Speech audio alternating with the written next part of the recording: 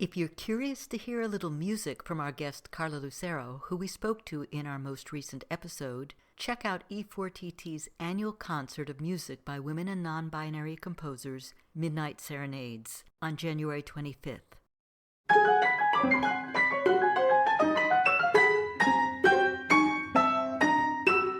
Welcome to For Good Measure, an interview series celebrating diverse composers and other creative artists, sponsored by a grant from the California Arts Council. I'm Nanette McGuinness, Artistic Executive Director of Ensemble for these times. Today we continue our interview with E4TT Audiovisual Project Specialist and For Good Measure co-producer and audio engineer extraordinaire, Stephanie M. Neumann. You wrote Hydrocosmic Echoes for E4TT, which we premiered in 2022 for Dark Universe Mysterious Spaces. For that piece, can you talk about the compositional process and your inspiration for the piece? Because I remember it definitely was a fixed media with ocean sounds. Yeah, so I knew that the concert was going to be the Dark Universe, Mysterious Spaces. And I thought, well, I really love recording the ocean and I really love space. Mm-hmm. And what mysterious spaces both of these are and dark. Right. Really, I mean, I thought it would be really interesting to kind of play around with the idea of sounds from both of these, but mixing them together and thinking about the similarities and differences in the exploration of space and the ocean and all of that in a piece. And so it was one of the electroacoustic pieces I worked. So I recorded ocean sounds and then I grabbed sounds from Mars and I used that, played around with those together so that you couldn't really tell which was which. So there was these electronic sounds and there's also these really nice waves. And there's the little, I dropped a hydrophone microphone. This is my first, I wanted to get one and I thought this is the perfect time. And I bought a mic. I hooked it up to my Zoom H6 and I was out there on the pier in Monterey Bay recording the clicking sounds of fish. I think they were like attacking the mic almost. They're like, this is not food. But it turned out being a really interesting sound that I used and worked really well with all of the other electronic sounds that were happening. Definitely did, yeah.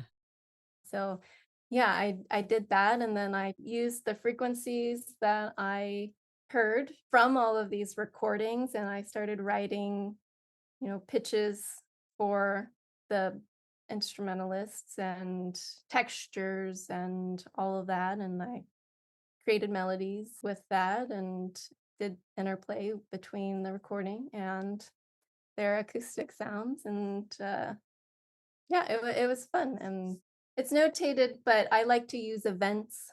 So there's a, event of maybe a notated section, but it's a timed score. Right. And so then you would do these different events at certain times. Sometimes it could just be text, or sometimes it's actually the specific notes and melodies that they should be playing, or just some pitches, and they can decide how to play, when to play. Maybe there's a little bit of instruction with it. So that's how that piece came to be and ended up being realized.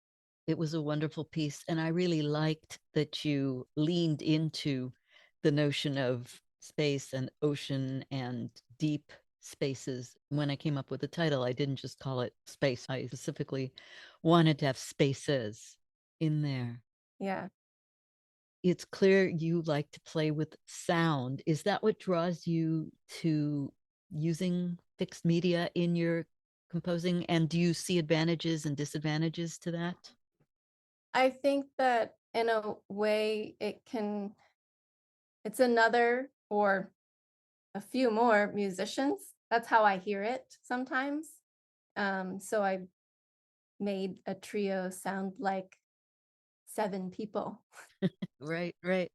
So I think an advantage is I can kind of fill out some of the sound how I would like because I have these recordings in addition to the players. And also, I like to present it to people who haven't really played it before sometimes just to see what happens. Sometimes people don't like it, but I feel like for the most part, people are interested They'll try in it once, right? the right one. Yeah. But seeing how the performers react in their own way to the sound is really important to me. But that's the difficult part is like I'm recording this sound from a totally different space, different area, somewhere else. And I experienced it one way. And so some of that stuck with me when I was writing the piece too. I'm in that, but then I'm presenting this to the performers and they haven't, been through that same experience. They weren't there on the beach when I recorded the ocean. They weren't there like, like there's some of that where it probably like it doesn't translate, but that's what I'm trying to do in my program notes or also extra things, bringing performers into a space with sound that is already there instead Mhm. of things that I've recorded is also super exciting for me and almost easier because it's there. It's the natural sound, I guess. I didn't have to capture it and then so Mhm, mhm. I've done a little bit with that, but it's sometimes hard when you want to play in a concert hall, you know? Yeah.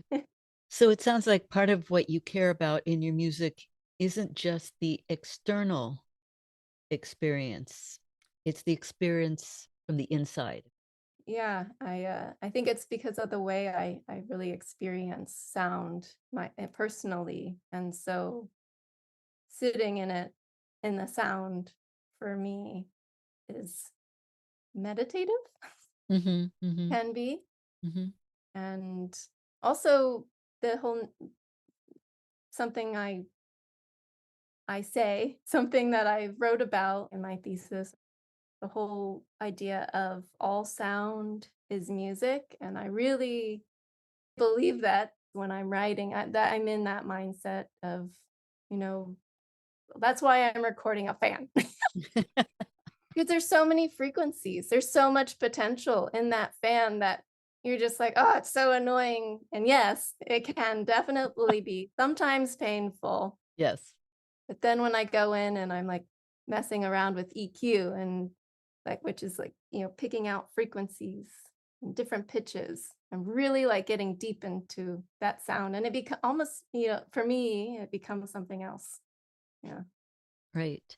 Well, that kind of leads to the next topic I wanted to talk to you about. You know a lot about equipment and you're definitely a gear hound and you love audio and you also love video as well. And you've done video and audio for us. How does your passion for music and audio connect with the video and with using gear and in that direction? So as I kind of mentioned, I was trained in audio. I did like a summer workshop at the recording workshop back in Ohio, and I did audio classes throughout school. And I've now done a lot of projects with that. But with all of that audio and editing, it can be very meticulous detail. Oh, very. Um, Yes. when you're recording, there's best or better ways to capture sounds and to get them more naturally, even though they're not, when you then play it back. But how do how to capture the full sound and all of that, the detail and all. I think that's what draws me a lot to audio, and it relates a lot to video and video editing. And I had dabbled a little bit in video in grad school, more so playing around with images, picking out colors and different things. So some visual art pieces. And then through um, different projects, I just naturally kind of fell into doing more video work. And now I'm, they're very similar with the editing and the gear. And now it's super combined. Before, I didn't really know too much about video and was a little like I really wanted to dive into audio, but now they're both kind of a big part. I think naturally pair well. So Your passion has expanded. yeah. Well, you've certainly made some wonderful videos for us. Can you talk about your time working for E4TT? You've worn a number of hats for us, all of which we're very grateful for. 6 years, 2017.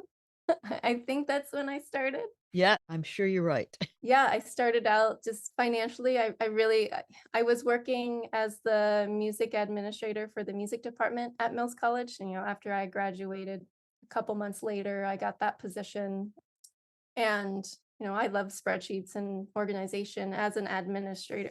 I kind of fell into that, but it was, a full-time job, and, it's so expensive, unfortunately, to live in the Bay Area, and Right. I needed more, and I also wanted something different, I think, to like working with an ensemble, or, somebody who was in ensembles and was a performer. I was very interested in seeing kind of the inner workings of another ensemble, and what does it all involve? And so you were looking for an intern, I think. Yeah. Yeah. Yeah. And I was like, well, actually, I'm looking for more work. So I did admin. I remember sitting in your dining room kitchen with the stamps and getting the envelopes together and all of that at the beginning. Right. Uh, Right. and I was just doing so much admin. I was trying to figure out how to do more audio video at the same time. And so E4TT, Nanette, you presented other opportunities, more audio video things. And I just kind of blossomed, and really appreciate that you have given me the space actually for that E4TT. And yeah, you have. And so I feel like I've really grown and been um, very happy with all of the work that I'm doing for Ensemble for these times. And I'm very excited to see more and more projects as we go, as the years go. So, yeah. Yeah, no, it's definitely mutual admiration here. We love the trailers that you designed for us, and the podcast is successful because of your meticulous attention to detail and sound. For all of you listening out there, without Stephanie, this podcast could not be.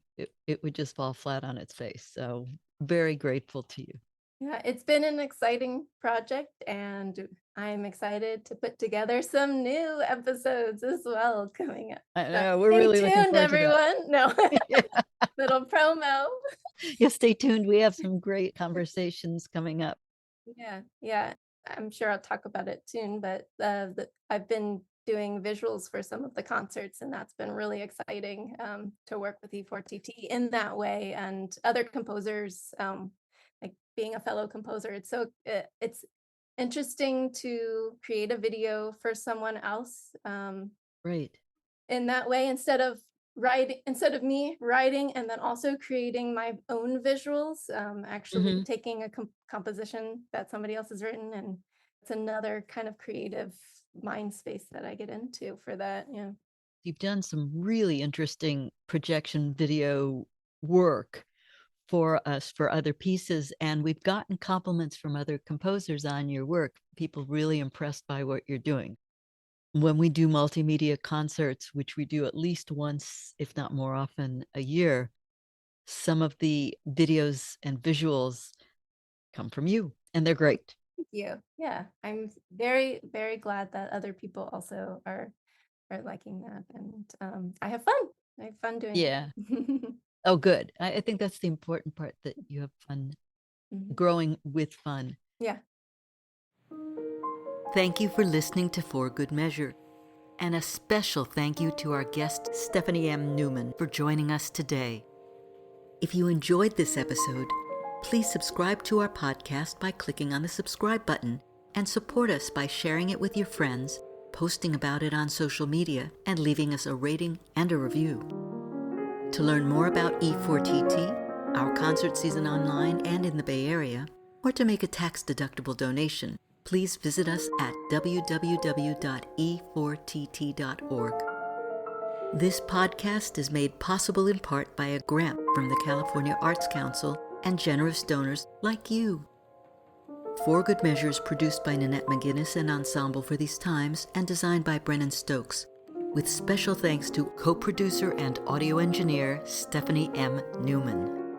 Remember to keep supporting equity in the arts and tune in next week for Good Measure.